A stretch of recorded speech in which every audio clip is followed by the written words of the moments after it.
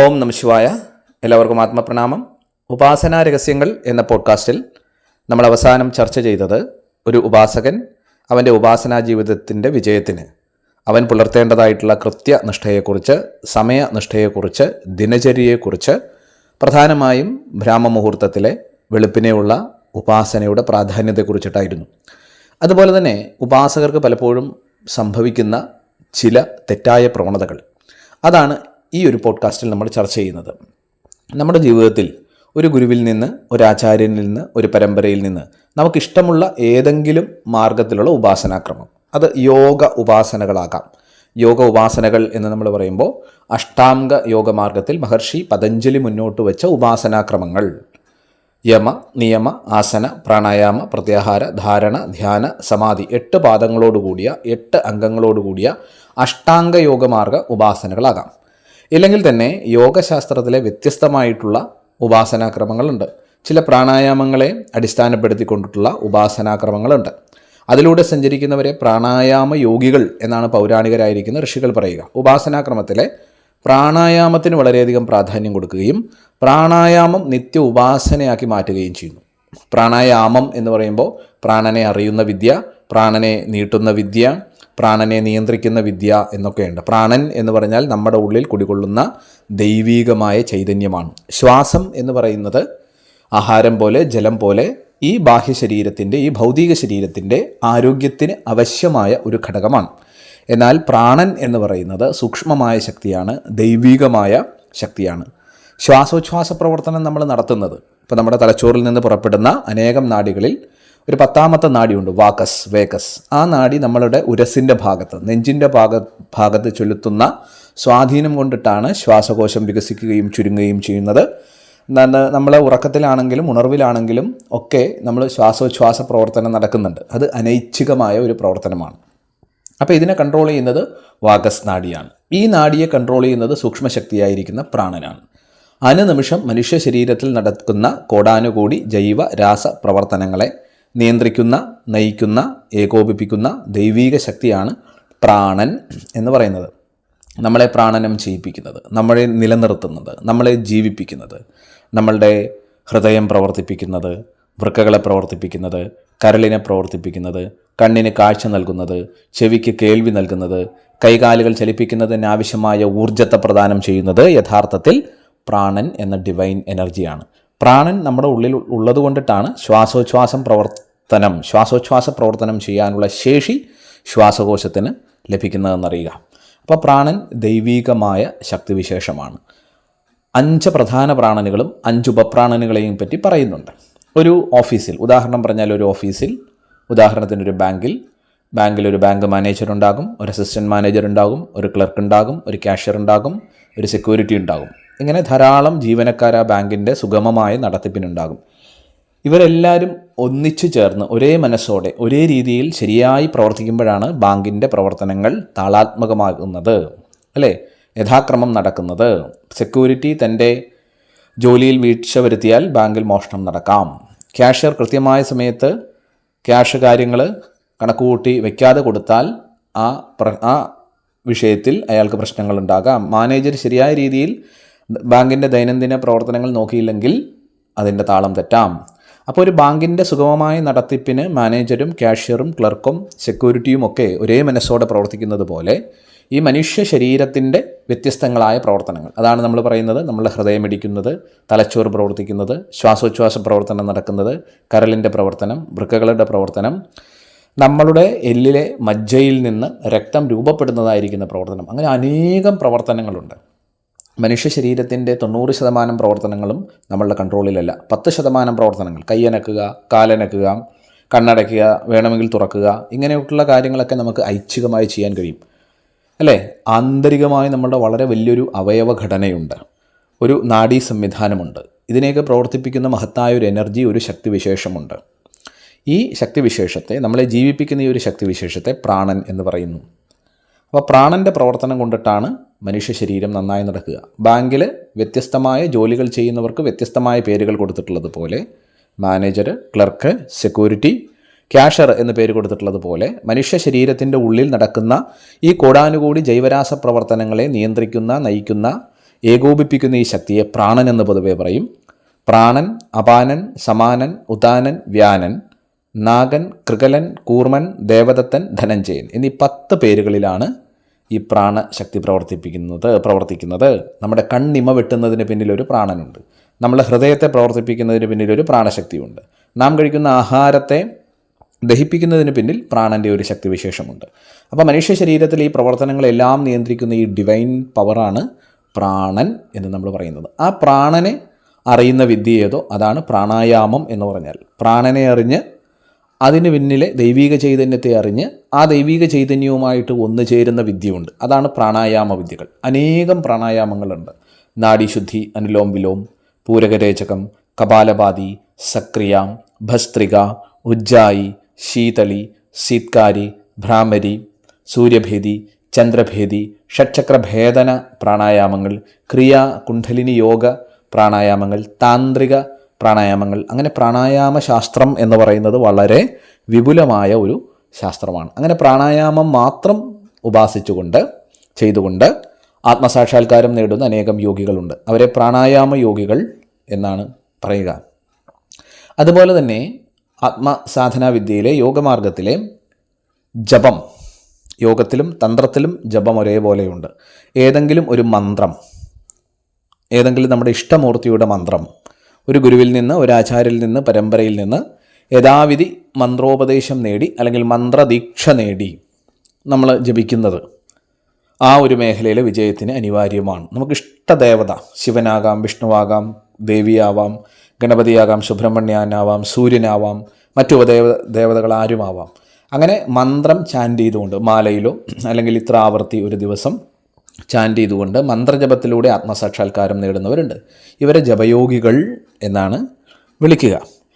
അതുപോലെ തന്നെ ധ്യാന വിദ്യകൾ, അനേകം ധ്യാനവിദ്യകളുണ്ട്.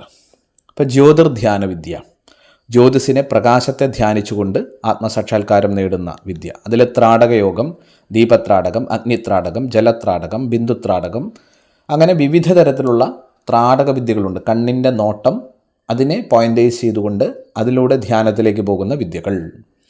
അതുപോലെ തന്നെ നമ്മൾ നാദയോഗ വിദ്യകളുണ്ട്. ഒരു നാദം, ഒരു ശബ്ദം അല്ലെങ്കിൽ ഒരു മന്ത്രം ചൊല്ലി അത് കേട്ടുകൊണ്ട് ആത്മസാക്ഷാത്കാരത്തിലേക്ക് പോകുന്ന വിദ്യകൾ നമുക്ക് ജപത്തിൽ കാണാം. നാദയോഗ വിദ്യകളുണ്ട്. അങ്ങനെ അനേകം വിദ്യകൾ ജപത്തിലുണ്ട്. ഇപ്പോൾ വേദമന്ത്രങ്ങളുടെ ജപം ഉണ്ട്. നമ്മൾ പറയുന്ന ശ്രീ സൂക്തം, ആയുർ സൂക്തം, ഭാഗ്യസൂക്തം, രുദ്രസൂക്തം പോലെയുള്ള സൂക്തങ്ങൾ ജപിച്ച് അതിലൂടെ മനസ്സിനെ ഏകാഗ്രമാക്കി ധ്യാനത്തിലൂടെ ആത്മസാക്ഷാത്കാരത്തിലേക്ക് പോകുന്ന വിദ്യകളുണ്ട്.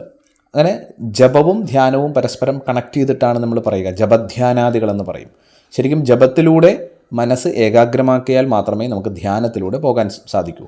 അപ്പോൾ ധ്യാനയോഗ വിദ്യകളിലേക്ക് വന്നാൽ പ്രകാശധ്യാന വിദ്യകളുണ്ട്.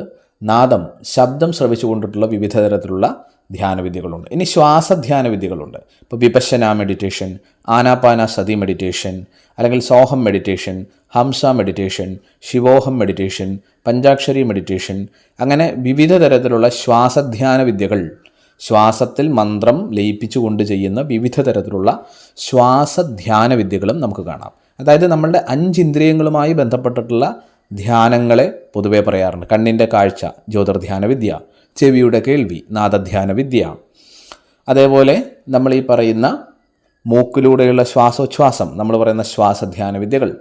ഇനി നമ്മുടെ നാവുമായിട്ട് ബന്ധപ്പെടുത്തി നമ്മളുടെ രുചി, അതിൽ നാവിനെ പുറത്തേക്ക് നീട്ടി നാവിനെ ഉള്ളിലേക്ക് എടുത്ത് ചെയ്യുന്ന ചില പ്രത്യേക വിദ്യകളുണ്ട്. ഖേജരി പോലെയുള്ള പ്രത്യേക മെഡിറ്റേഷൻ ടെക്നിക്കുകൾ നമ്മുടെ നാവുമായി ബന്ധപ്പെട്ട്, വായുമായി ബന്ധപ്പെട്ടിട്ടുള്ള അനേകം ക്രിയകളുണ്ട്. ഇനി ഗന്ധാധിഷ്ഠിത മെഡിറ്റേഷനുകളുണ്ട്.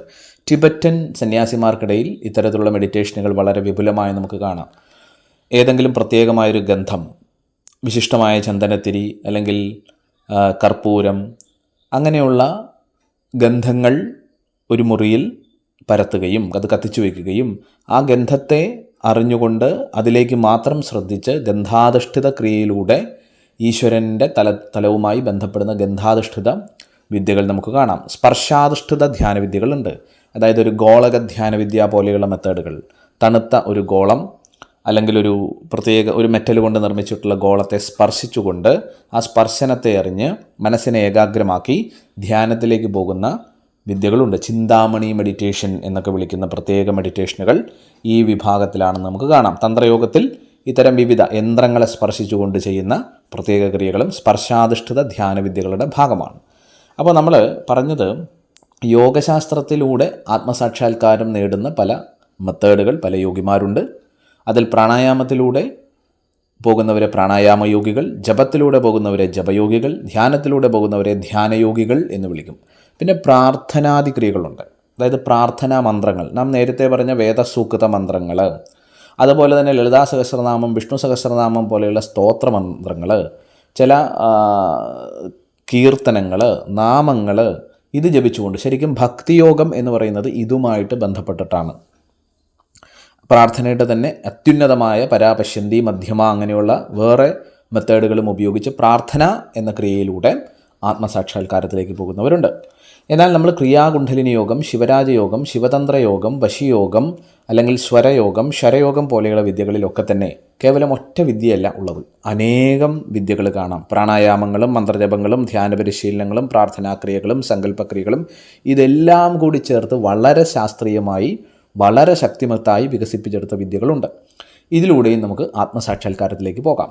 അപ്പോൾ നമ്മൾ പറഞ്ഞു വരുന്നത്, ആത്മസാക്ഷാത്കാരം നേടുന്ന ഒരു സാധകൻ അവൻ്റെ ഇഷ്ടത്തിനനുസരിച്ച് ഏതെങ്കിലും ഒരു വിദ്യ ജീവിതത്തിൽ അനുഷ്ഠിക്കുക. ഒന്നോ രണ്ടോ വിദ്യകൾ, ഇപ്പോൾ യോഗയും തന്ത്രയും ചെയ്യുന്നവരാകാം. ഇപ്പോൾ ഹിമാലയൻ സിദ്ധാശ്രമത്തിലെ പഠിതാക്കളിൽ ധാരാളം പേര് ശിവരാജയോഗം, ശരയോഗം പോലെയുള്ള ഉന്നതമായ മെത്തേഡുകൾ ചെയ്യുന്നുണ്ട്. അതോടൊപ്പം തന്ത്രയോഗത്തിൻ്റെ ദേവതാ ഉപാസനകളും ചെയ്യുന്നുണ്ട്. ഡെയിലി ഒരു 1.5 മണിക്കൂർ 2 മണിക്കൂർ വരുന്നതാണ് അവരുടെ ഉപാസനാക്രമങ്ങളെല്ലാം തന്നെ. അപ്പോൾ നമുക്ക് അത്രയും സമയം വിനിയോഗിക്കാൻ സാധിക്കുമെങ്കിൽ നിങ്ങൾക്ക് ഏത് വിദ്യയും ആരിൽ നിന്നും പഠിക്കാം, കൃത്യമായി അനുഷ്ഠിക്കണം. പലപ്പോഴും നമ്മൾ അനേകം വിദ്യകൾ പലരിൽ നിന്ന് പഠിക്കും താല്പര്യപൂർവ്വം. ഒരുപാട് വിദ്യകളാകുമ്പോൾ നമുക്ക് തന്നെ കൺഫ്യൂഷനാകും, ഇത് ഏത് ചെയ്യും, ഏത് ചെയ്യാതിരിക്കും, ഇനി ഒന്ന് ചെയ്തില്ലെങ്കിൽ അത് എന്തെങ്കിലും പാപമോ ദോഷമോ കർമ്മഫലങ്ങളോ ദുഷ്കർമ്മഫലങ്ങളോ ഉണ്ടാക്കുമോ, ഇത്തരത്തിൽ ചിന്തിച്ച് അനേകം കാര്യങ്ങൾ, ഒരുപാട് സംഗതികൾ കയ്യിലുണ്ട്. വെള്ളം സർവത്ത് വെള്ളം, പക്ഷേ ഒരു തുള്ളി നല്ലത് കുടിക്കാനില്ലാത്ത അവസ്ഥയിലേക്ക് പല വിദ്യാർത്ഥികളും പഠിതാക്കളും പോകാറുണ്ട്. അപ്പോൾ ഒന്നോ രണ്ടോ വിദ്യകൾ ആത്മസാക്ഷാത്കാരത്തിനും ഭൗതിക അഭിവൃദ്ധിക്കുമായിട്ടുള്ള യോഗശാസ്ത്രത്തിലെ അല്ലെങ്കിൽ തന്ത്രശാസ്ത്രത്തിലെ നിങ്ങളുടെ അഭിരുചിക്കനുസരിച്ചിട്ടുള്ള വിദ്യകൾ യഥാവിധി ഒരു ഗുരുവിൽ നിന്ന്, പരമ്പരയിൽ നിന്ന്, ആചാര്യനിൽ നിന്ന് പഠിക്കുകയും അത് നിത്യജീവിതത്തിൽ പുലർത്തുകയും ചെയ്യുക. ഒരുപാട് സ്ഥലത്ത് നമ്മൾ തേടി നടന്നിട്ട് കാര്യമില്ല.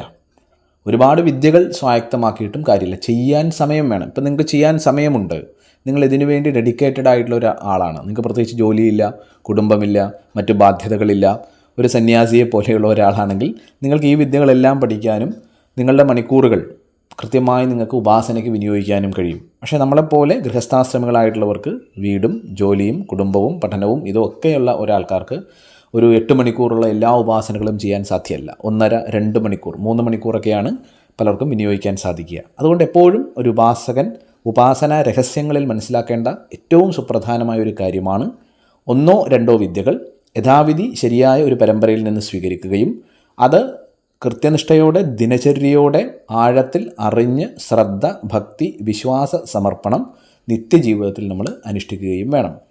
അനേകം വിദ്യകൾ പല സ്ഥലങ്ങളിൽ പോയി പഠിച്ചിട്ട് കാര്യമില്ല. പണ്ടൊരിക്കൽ നാരായണത്ത് ഭ്രാന്തൻ അദ്ദേഹത്തിൻ്റെ ജ്യേഷ്ഠൻ്റെ അടുത്ത് ചെല്ലുന്ന സമയത്ത് ജ്യേഷ്ഠൻ രാവിലെയുള്ള ഉപാസനകളിലാണ്.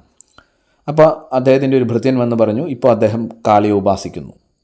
അപ്പോൾ ഭ്രാന്തൻ അവിടെ ഒരു കുഴി കുത്തി. നിങ്ങൾ ഈ കഥ കേട്ട് കാണും, വ്യത്യസ്തമായ രീതിയിൽ കഥ പറയാറുണ്ട്. ഇനിയിപ്പോൾ ശിവനെ ഉപാസിക്കുന്നു, വീണ്ടും അടുത്തൊരു കുഴി നാരായണത്ത് ഭ്രാന്തൻ മുറ്റത്ത് കുത്തുന്നു. അങ്ങനെ ഇദ്ദേഹം ഒരുപാട് മൂർത്തികളെ ഉപാസിച്ച് മണിക്കൂറുകളോളം കഴിഞ്ഞിട്ടാണ് ഇദ്ദേഹം വരുന്നത്. അപ്പോൾ ജ്യേഷ്ഠൻ ഇറങ്ങി വരുമ്പോൾ മുറ്റത്ത് ഒരുപാട് കുഴികൾ കാണുന്നു. അപ്പോൾ നാരായണത്ത് ഭ്രാന്തനോട് ചോദിച്ചു, അദ്ദേഹം വളരെ വലിയൊരു അവധൂതനാണ്, മഹാസിദ്ധനാണ് നാരായണത്ത് ഭ്രാന്തൻ. ഭ്രാന്ത, ഇതെന്താണ് ഈ കാണിച്ചിരിക്കുന്നത്? മുറ്റം നിറയെ കുഴികളാണല്ലോ, ആൾക്കാർ പറയുന്നത് ശരിയാണ്, നിനക്ക് യഥാർത്ഥത്തിൽ ഭ്രാന്തുണ്ടോ എന്ന് അദ്ദേഹം കളിയാക്കിക്കൊണ്ട് ചോദിച്ചു. എന്നിട്ട് അദ്ദേഹം ചോദിച്ചു, നീ ഈ അനേകം കുഴികൾ കുഴിക്കാനുള്ള ഇത്രയും സമയം, നിൻ്റെ ഇത്രയും ശാരീരിക അധ്വാനം, ഊർജം, സമയം ഒരൊറ്റ കുഴി കുത്താനായിട്ട് നീ വിനിയോഗിച്ചിരുന്നുവെങ്കിൽ നിനക്ക് ആ കുഴിയിൽ അത് വലിയൊരു കുഴിയായേനെ, അതൊരു കിണറായേനെ, അതിൽ നിനക്ക് ജലം കണ്ടെത്താൻ കഴിയുമായിരുന്നു എന്നുള്ളത്. അപ്പോൾ നാരായണത്ത് ഭ്രാന്തൻ തിരിച്ചുകൊണ്ട് മറുപടി പറഞ്ഞു എന്നാണ്, എന്നേക്കായും വലിയ വിഡ്ഢികൾ ഭ്രാന്തന്മാർ ഉണ്ട്. അവർ അനേകം ദേവതകളുടെ മന്ത്രങ്ങൾ ചെയ്തിട്ട് ഉപാസനകൾ ചെയ്ത് മണിക്കൂറുകളോളം ഇരിക്കുകയാണ്. ഈ അനേകം ദേവതകളെ, മന്ത്രങ്ങളെ, ഉപാസനകളെ ചെയ്യുന്നതിന് പകരം ഏതെങ്കിലും ഒരു ഉപാസന അയാൾ അവർ ആഴത്തിൽ ചെയ്തെങ്കിൽ അവർക്കും ദേവതാ ദർശനം, അതായത് കുഴിയിൽ വെള്ളം കണ്ടതുപോലെ, ഒറ്റ കുഴി കുഴിച്ചാൽ വെള്ളം കിട്ടും എന്ന് പറഞ്ഞതുപോലെ ഒറ്റ ദേവതയെ ഉപാസിച്ചിരുന്നെങ്കിൽ ആത്മസാക്ഷാത്കാരം, ദേവതാ ദർശനം ഉണ്ടാക്കി എന്ന് അദ്ദേഹം പറയുന്നു. അപ്പോൾ ജ്യേഷ്ഠന് കാര്യങ്ങൾ മനസ്സിലായി, ഭ്രാന്തൻ എന്താണ് ഉദ്ദേശിച്ചതെന്നും അദ്ദേഹത്തിന് മനസ്സിലായി. അപ്പോൾ എന്നതുപോലെ ഇതൊരു ഉദാഹരണമായി കഥ പറഞ്ഞതാണ്. അപ്പോൾ ഒരിടത്ത് ക്രിയായോഗം പഠിപ്പിക്കുന്നു, ഒരിടത്ത് ശരയോഗം പഠിപ്പിക്കുന്നു, ഒരിടത്ത് തന്ത്രയോഗം പഠിപ്പിക്കുന്നു, ഒരിടത്ത് റൈക്കി പഠിപ്പിക്കുന്നു, ഒരിടത്ത് പ്രാണിക് ഹീലിംഗ് പഠിപ്പിക്കുന്നു, തേർഡ് ഐ മെഡിറ്റേഷൻ പഠിപ്പിക്കുന്നു, ആസ്ട്രൽ ട്രാവലിംഗ് പഠിപ്പിക്കുന്നു. ഇങ്ങനെ കേട്ട് നമ്മളുടെ സമയവും ഊർജവും ശ്രദ്ധയും പണവും പലയിടങ്ങളിൽ ചെലവിടുന്നതിന് പകരം ശരിയായ ഒരു പരമ്പരയെ, ഗുരുവിനെ കണ്ടെത്തി നമ്മളുടെ ജീവിതത്തിൻ്റെ സമയക്രമം മനസ്സിലാക്കി, വിദ്യാർത്ഥികളാവാം, ജോലിയുള്ളവരാവാം, ഗൃഹസ്ഥരാവാം, വീട്ടമ്മമാരാവാം, ഇതെനിക്കെടുത്താൽ പൊങ്ങുമോ, ഇതെനിക്ക് ദൈനംദിന ജീവിതത്തിൽ ചെയ്യാൻ സാധിക്കുമോ, ഇത്രയും ഉപാസനകളെന്ന് മനസ്സിലാക്കി 1-2 ഉപാസനകൾ ശീലിക്കുകയും സ്വീകരിക്കുകയും അത് നിത്യജീവിതത്തിൽ പുലർത്തുകയും ചെയ്യുക. മറ്റുള്ള ഉപാസനാക്രമങ്ങളെപ്പറ്റി അറിയുന്നതിൽ തെറ്റില്ല, പക്ഷേ നിത്യോപാസന എന്ന രീതിയിൽ മസ്റ്റായിട്ട് 1-2 ഉപാസനാക്രമങ്ങൾ നിങ്ങൾക്കുണ്ടാകണം. അത് നിങ്ങളുടെ ഭൗതിക ജീവിതം, നിങ്ങളുടെ സാധാരണ കർമ്മങ്ങൾ, ലൗകിക കർമ്മങ്ങൾ ചെയ്യുന്നതിന് വിഘാതമാകരുത്. നമുക്ക് 10-12 മണിക്കൂർ മെഡിറ്റേഷൻ ചെയ്ത് വീട്ടിലിരിക്കാൻ സാധ്യമല്ല. ജോലിക്ക് പോകേണ്ടവരാണ്, പഠിക്കാൻ പോകേണ്ടവരാണ്, വീട്ടുജോലികൾ ചെയ്യേണ്ടവരാണ്. അതുകൊണ്ട് അതിനനുസരിച്ച് സമയം ചിട്ടപ്പെടുത്തിക്കൊണ്ട് ഉപാസനകൾ സ്വീകരിക്കുവാനായിട്ട് ശ്രദ്ധിക്കുക. അപ്പോൾ ഉപാസനാ രഹസ്യത്തിൽ അടുത്തതായി ഉപാസകർ മനസ്സിലാക്കേണ്ടത്, പല ഉപാസനകൾക്ക് വേണ്ടി പല സ്ഥലങ്ങളിൽ പോയി പലതും സ്വീകരിക്കാതെ നമ്മളുടെ ജീവിതക്രമത്തിനനുസരിച്ച്, ജീവിത രീതിക്കനുസരിച്ച് 1-2 ഉപാസനാക്രമങ്ങൾ ശരിയായ ഒരു പരമ്പരയിൽ നിന്ന് സ്വീകരിച്ച് അറിഞ്ഞ് ആഴത്തിൽ സമയനിഷ്ഠയോടെ, കൃത്യനിഷ്ഠയോടെ നമ്മളുടെ ലൗകിക കർമ്മങ്ങൾക്ക് തടസ്സം വരാത്ത രീതിയിൽ ഉപാസനാക്രമങ്ങളെ ജീവിതത്തിൽ പരമപ്രാധാന്യം നൽകി ചെയ്തു മുന്നോട്ട് പോയാൽ ഭൗതിക രംഗത്തും ആത്മീയ രംഗത്തും നമുക്ക് വികസിക്കാൻ, വളരാൻ, ഉയരാൻ കഴിയുമെന്നാണ് യോഗികൾ പറയുക. ഈ ഒരു പ്രധാന രഹസ്യം, ഉപാസനയിലെ ഈ ഒരു പ്രധാന രഹസ്യം നാം മനസ്സിലാക്കി വയ്ക്കുക. നമസ്തേ. ഓം നമഃ ശിവായ.